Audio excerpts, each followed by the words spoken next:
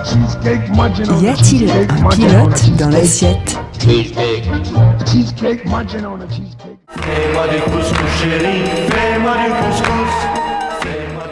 Nous allons parler du couscous, ma chère Charlotte. Mais ça, c'est un très beau programme, formidable. Et qui c'est qu'on vient d'entendre? Alors, on vient d'entendre Bob Azam sur un boléro oriental, Fais-moi du couscous chéri, qu'il a créé en 1960. Et c'est une chanson qui est pas si anodine que ça, finalement, et qui m'a fait penser à un texte que j'ai eu l'occasion de partager sur Radio Alto il y a quelques semaines. Finalement, si on y regarde de près, c'est assez transgressif, parce que ça évoque ce portrait de la belle gourmande qui est fait par Bria Savarin, donc l'auteur de la physiologie du goût, et qui a été analysé par Roland Barthes. Et je vais vous lire un extrait parce que c'est loin d'être finalement si... comment dire, c'est pas seulement léger, il peut y avoir une profondeur qu'on peut voir dedans. Alors... Barthes cite Bria Savarin et il nous raconte. Elle a les yeux brillants, les lèvres vernissées, cette belle gourmande, et elle mord son aile de perdrix. Sous l'hédonisme aimable, qui est le genre obligé des descriptions de convivialité, il faut lire alors dans la luisance un autre indice, celui de l'agression carnassière, dont la femme, paradoxalement, est ici porteuse. La femme ne dévore pas la nourriture, elle mord, et cette morsure irradie. L'étrange est que dans le tableau excessivement civilisé que Bria Savarin donne continuellement des usages gastronomiques, la note stridente de la nature, de notre fond naturel, est donnée par la femme. On sait que dans l'immense mythologie que les hommes ont élaborée autour de l'idéal féminin, la nourriture est systématiquement oubliée. On voit communément la femme en état d'amour ou d'innocence, on ne la voit jamais manger. C'est un corps glorieux, purifié de tout besoin. Mythologiquement, la nourriture est affaire d'hommes. La femme n'y prend part qu'à titre de cuisinière ou de servante, elle est celle qui prépare ou sert, mais ne mange pas. D'une note légère, Bria Savarin subvertit deux tabous, celui d'une femme pure de toute activité digestive et celui d'une gastronomie qui serait de pure réplétion. Il met la nourriture dans la femme et dans la femme l'appétit, les appétits. Et je trouve finalement que cette chanson de Bob Azam, elle fait vraiment écho à ça. On a cette gourmande qui prend un plaisir fou, qui se réveille au milieu de la nuit, fais-moi du couscous chérie, etc. Elle a une sensualité folle, cette femme de la chanson. Et elle brise les tabous, merci de briser ces tabous sur les codes de la féminité, de qu'est-ce que c'est qu'être femme. Mais oui, nous avons besoin de manger. Hein, voilà, et du couscous notamment. Et de s'en régaler et de mordre dedans. Et effectivement, le couscous... en tout cas, plaît beaucoup à tout le monde. Oui. C'est un plat de fête un peu. Hein. Oui, absolument. Alors jusqu'en 2023, parce qu'il a été détrôné par le poulet frites, la raclette et la pizza, justement l'année dernière, le couscous a longtemps été le plat préféré des Français, d'après les sondages. Alors je pense que ça tient notamment au fait que c'est un plat très convivial, un plat partagé, familial, qui déjà dans sa présentation est festif avec cette pyramide de semoule dorée, ses légumes multicolores, ses viandes variées. Donc voilà, il aspire l'abondance et le partage. C'est aussi un plat merveilleusement savoureux parce qu'on a toutes les saveurs dans un même plat, du doux, du piquant, même le sucré des petits raisins, etc. Et là, j'avais envie de vous partager aussi un extrait d'un article de Lucie de la Héronnière qui fait un travail superbe qui s'appelle « La vraie recette » sur le site slate.fr. Donc là, dans l'article « La vraie recette du couscous », elle va citer Maguelone Toussaint Samat, dont nous avons déjà beaucoup parlé à cause de son merveilleux opus « La très belle et très exquise histoire des gâteaux et des friandises ». Là, c'est d'un autre opus qui est extrait justement l'extrait qu'elle nous propose, un livre qui s'appelle « Couscous » aux éditions Casterman, et Maguelone nous dit « Il donne, par sa rigueur et sa sobriété, une leçon de gastronomie.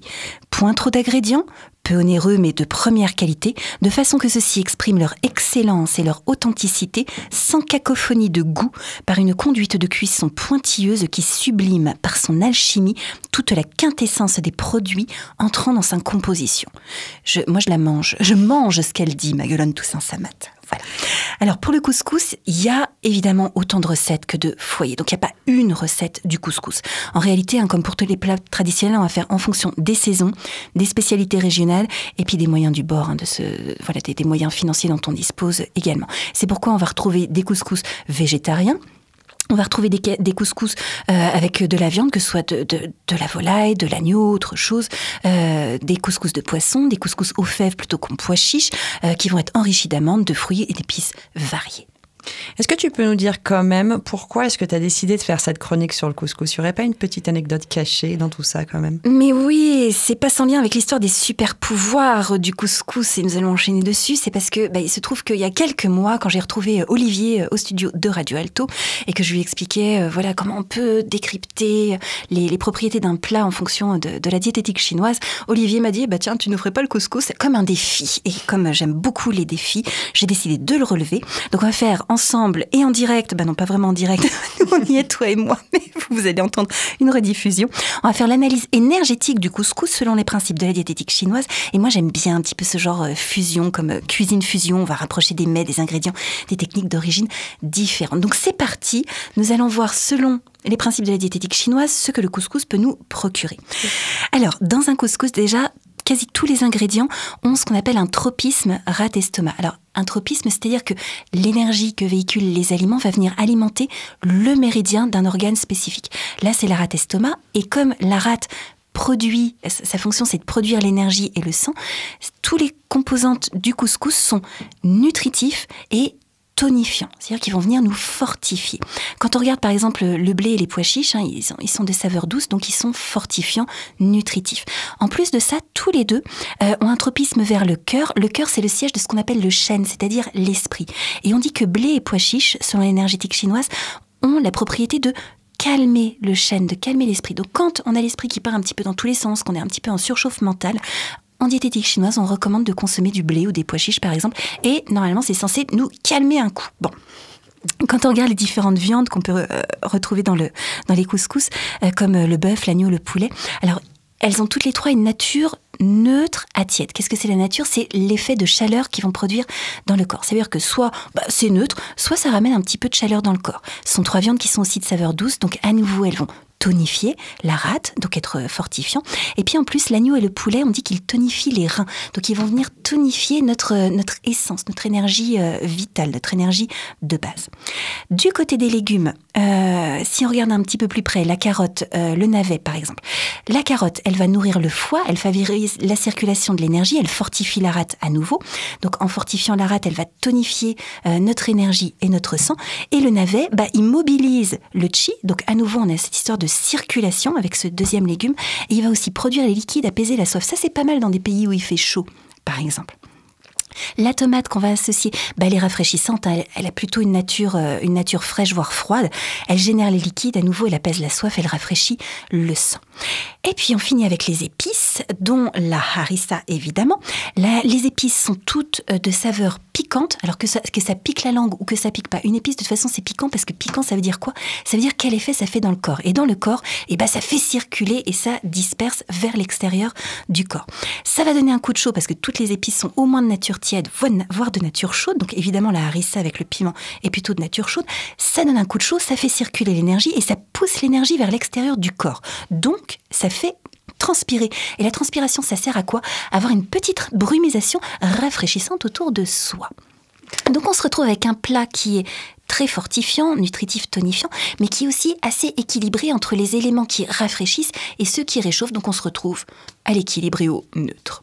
Donc finalement, on peut en consommer avec modération, bien sûr, mais sans problème, quoi. En fait, c'est un bon plat de base, finalement. C'est un plat nutritif, c'est un plat qui est équilibré d'après tous ces principes. Alors après, quand on voit les couscous festifs, familiaux, où il y a beaucoup d'aliments carnés, pour l'équilibre, je pense qu'on n'a pas besoin d'autant d'aliments protéinés au quotidien, mais une bonne base entre les céréales, les légumes et auxquels on associe un petit peu d'aliments protéinés, alors plus ou moins selon notre besoin personnel, et ça dépend de chacun, ça fait un plat équilibré du quotidien qui est juste top.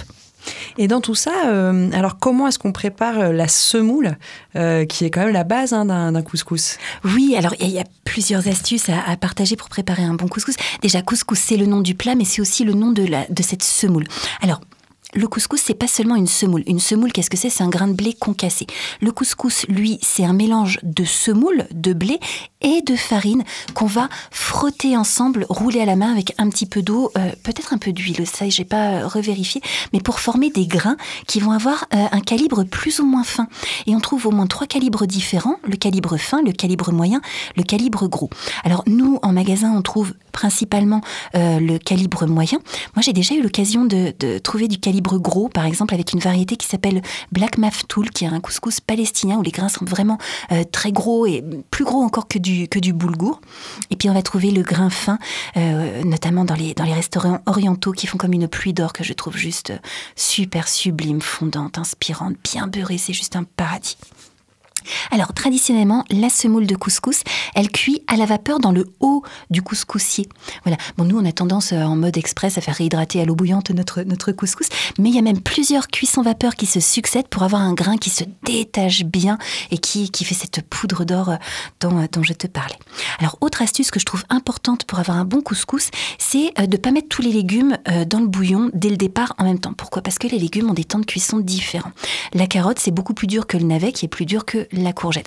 Si on met tout le monde dès le départ, on va se retrouver avec une courgette flasque, un navet translucide. Tout le monde va avoir recraché, sauf éventuellement la carotte, ses minéraux dans le bouillon. Et on se retrouve avec une matière inerte qui va juste faire le rôle de ballast au niveau intestinal et provoquer des gaz. Bon. Donc on a intérêt à ajouter les légumes au fur et à mesure, en commençant par le plus dur, déjà la carotte, ensuite le navet et enfin la courgette qui a besoin de cuire pas plus d'un quart d'heure et de garder une belle consistance qui va nous donner encore une belle mâche. On mastique bien, on digère bien, on est heureux. Et pour ce qui est de la viande alors, dans ces étapes de cuisson La viande, évidemment, c'est ce qui cuit le plus longtemps. Je pense notamment à un poulet ou une viande de bœuf cuisson longue. Eux vont avoir besoin d'un temps de cuisson très long, plusieurs heures, peut-être 2 heures, 3 heures, 3h30, voilà, en fonction de la pièce.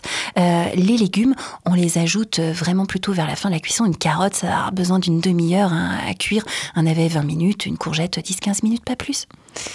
Tout ça, peut-être que c'est détaillé dans une recette des mangeurs libres ? Eh ben non, parce que je mets très peu de recettes tradies, effectivement, sur le blog. Cela dit, parce que j'aime bien aussi les recettes express, on va pouvoir retrouver une poêlée de légumes multicolores avec son petit émincé de poulet et citron confit dont on parlait encore dans la chronique de la semaine dernière, parce qu'en version express, si on a envie de retrouver un petit peu des saveurs avec le citron confit, on voyage immédiatement en Orient ou dans le Maghreb, et puis on va accompagner, comme je disais, avec la céréale de couscous qu'on va réhydrater à l'eau bouillante parce que c'est tellement pratique, et on peut se faire des petites lunchbox super rapides comme ça pour la cuisine du quotidien en mode rapide. Voilà qui me donnera des idées pour améliorer ma semoule quotidienne que je mange à Radio Alto. On verra si ça fonctionne. Merci beaucoup Anne pour cette chronique passionnante sur le couscous. Essayez, prenez des photos, envoyez-nous vos commentaires à contact@radioalto.info. On sera ravis d'en discuter dans une prochaine chronique. Mais on se retrouve la semaine prochaine parce que le planning est déjà prévu. On sait de quoi on va parler. On va parler de pois chiches. Mais oui, absolument. Couscous, pois chiches, le lien était fait. Ça fait un moment que j'avais envie de vous parler de cette petite graine. Tellement de sens dans les chroniques. Y a-t-il un pilote dans l'assiette ? On adore. Merci Anne et à la semaine prochaine. Belle semaine à vous.